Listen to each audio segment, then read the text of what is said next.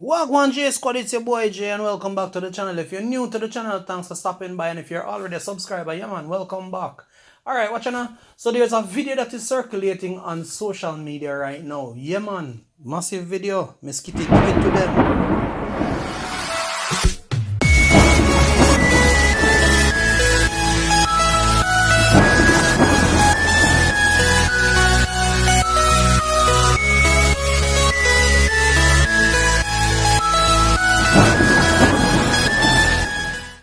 Yeah, the video entails Miss Kitty, addressing some anti-vaxxers, and me hear a whole heap of buzz about it in the social media sphere. Whole heap of people talk about it. Some say Miss Kitty shouldn't go so hard upon them, and some people I say otherwise.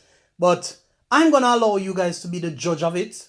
Yeah, man. Mind you, some of the material inside of this content is for a little bit of mature audience and not for the pit of them. But no swearing in it, thank God.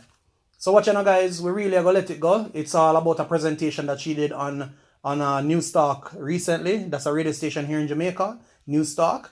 And it has been getting some attention in the public sphere. So I'm going to give you guys an opportunity to see it here on JC's channel, and you can be the judge of it. Whatever you think about the video, drop it down in the comment section, man. Let's start a conversation about this video. Yeah, man, let's go. Me have no time for beat up my good chest and my good lungs for no anti-vaxxer. Let me just say that. Let me just put that out there right now. You understand? Because as me tell you, enough people got Oberman for tie the people them son, bring down the people them business, and when the Oberman give the something for drink, and the vial for drink, and the portion for drink, you never ask him which what in it. You never ask him if he graduated from the Ober College or the